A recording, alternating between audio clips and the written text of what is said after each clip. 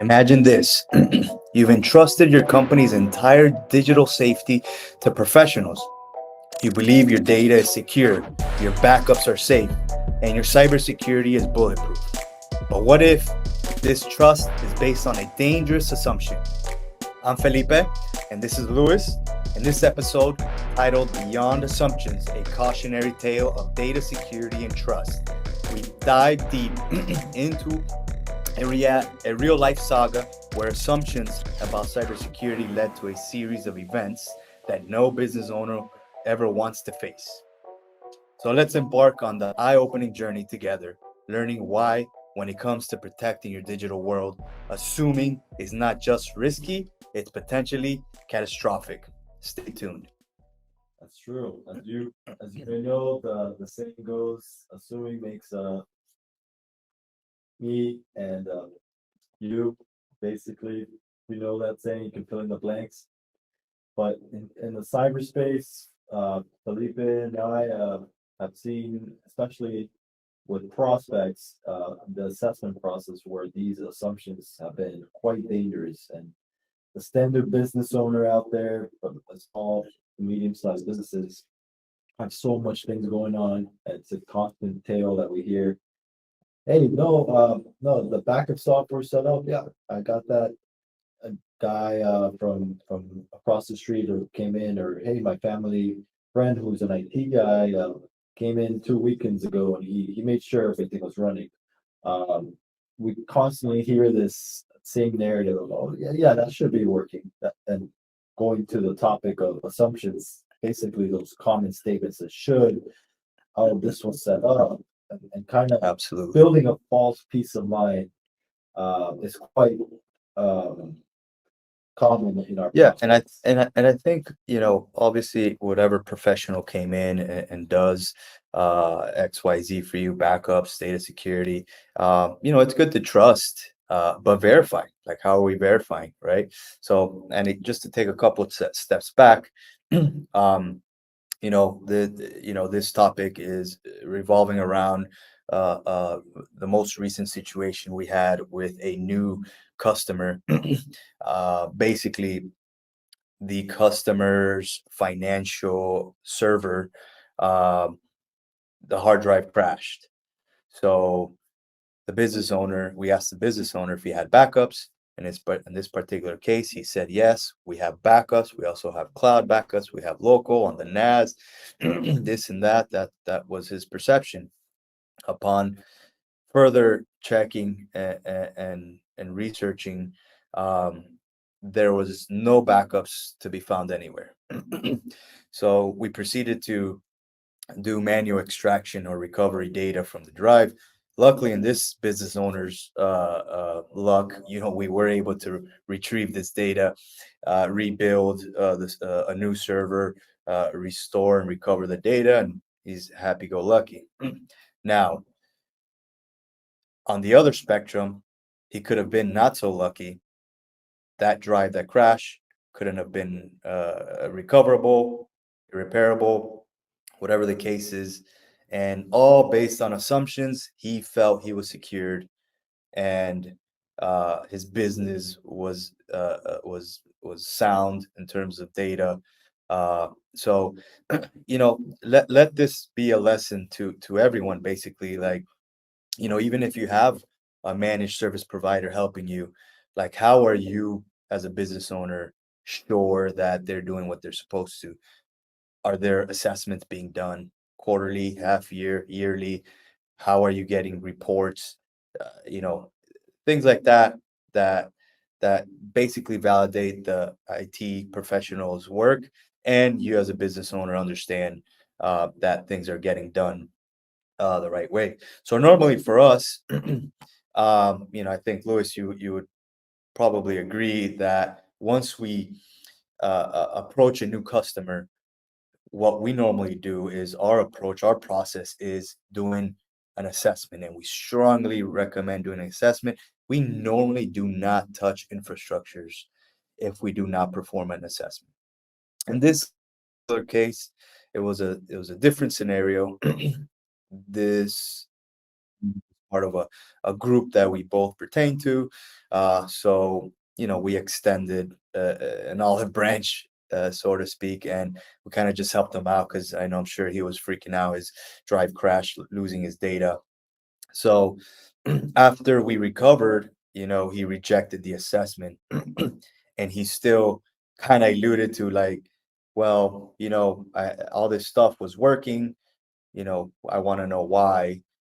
And almost alluding to the fact that we were the cause of that for whatever reason.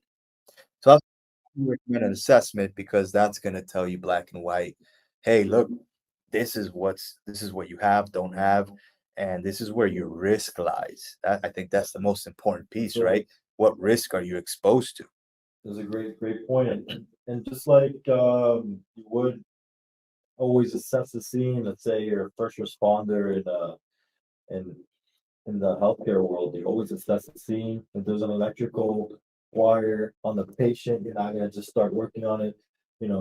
As a business that helps other businesses function, we've evolved as well, and we realize that assessments are a first step in engaging with any customer because we never know what's on the other side of that environment. It's a ticking Right. time bomb usually.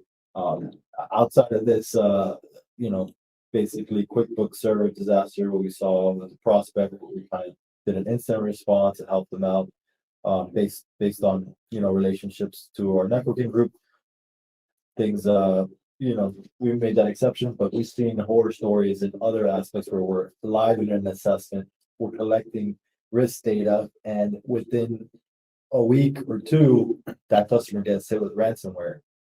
Yeah, So, that's definitely something that happened. That's not we're not foreign to that. yeah, And luckily, nothing surfaced out of that. I think the ransomware got into one server for that particular customer, and the in-house IT guy slash part-time IT guy was basically blaming our tools for the breach. But then I proceeded to say, "Hey, listen, you know, I would respectfully disagree and arguably mention how you left your Cisco router with the default password to start through that route, troubleshooting where they got in through, because that infrastructure was just not up to standards, to say the least. You know, and that's why the assessment is so imperative because it's not only a two-way, it's not only one way, it's a two-way street too, because we limit our risk, right? So that, that customer, and imagine we touch a computer, they blame us. This new customer, this most recent customer, blames us for that computer going down because it's where, hey, we touch it and then something goes down, coincidentally, that has nothing to do with anything. And like, well, hey, since you touched our since you touched the mouse, your printer stopped working. Like, how is yeah, one thing related?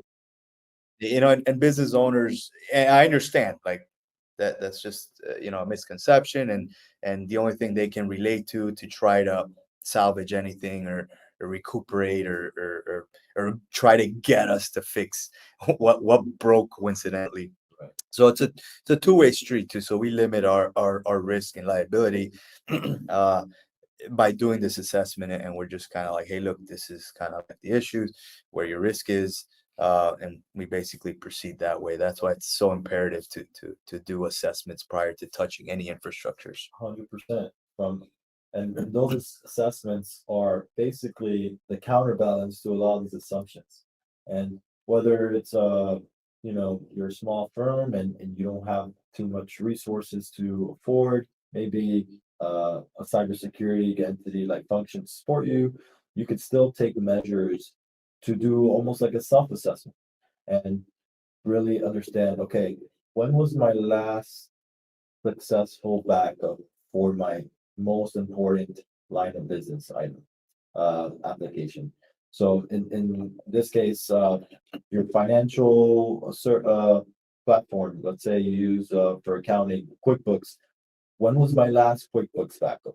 So if you're a business owner out there and you don't know when was the last good backup for QuickBooks in a very tangible way, whether that's a report, uh, you actually logging in yourself, like, and this is from the mindset of a smaller business where, you're just trying to get ahead and take off, like checking for those, um, steps being done the right way and avoiding assumptions can make the difference between you closing doors potentially or having Oh to yeah, let absolutely. go of someone because you know what, now I gotta spend 2 months trying to rebuild my accounting and again and numbers, spending more money with my CPA or this to sort through this disaster and recovery from these cyber incidents, whether it's a hacker or negligence on systems where things just fail based A on hardware hardware, failure.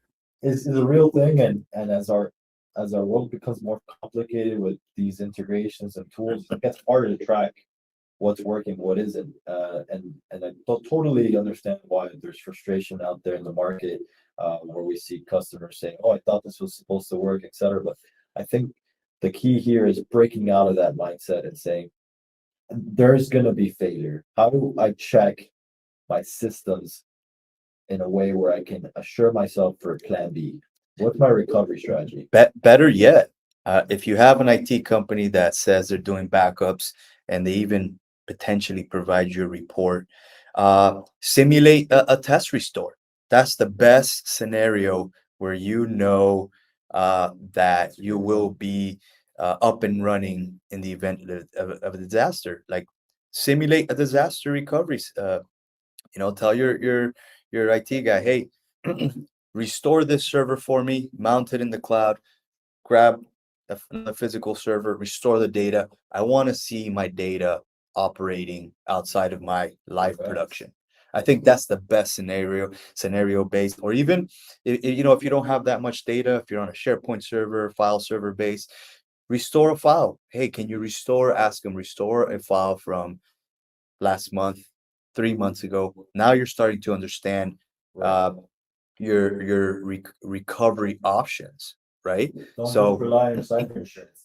Have your own steps. so now if you do have backups, do you understand based on the amount of storage you have, can you restore from a week ago, a month ago, 3 months ago, a year ago? All these things are important because ransomware attacks, hackers, uh, all they do is they like to linger and potentially uh, corrupt your backups and for a long period of time. So basically, if you were to recover from 3 months ago, 2 months ago, a month ago, that data can potentially be compromised as well. So it's good to understand that.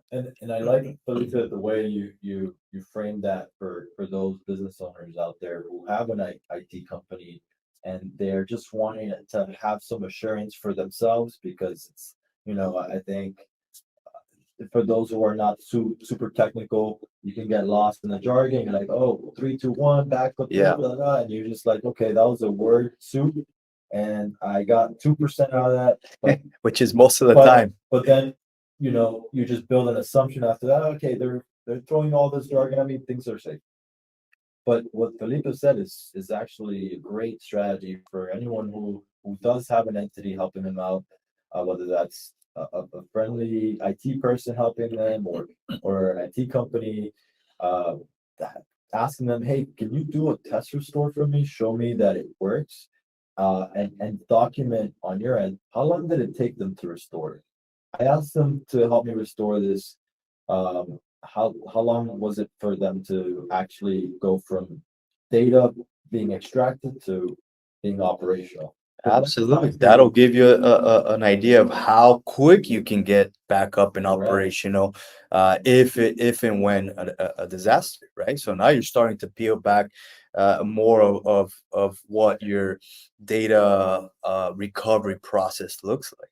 Because in this case, recovery for this, the first example Felipe mentioned where the accounting software had crashed, it took us, I think, 2 days total to recover this customer between actually doing the data extraction, recovering, missing hard drive, missing passwords that the Passwords. customer, because this was a totally new customer. So new customer, but the recovery of it takes time. So just to give that real context, if you have no plan and action, one, there might not even be a favorable result. It might just be stuck rebuilding. But if you got lucky like this customer, you still have a two possible 3-day period where your employee, your HR resource is not producing for you. So you're taking a loss now in payroll.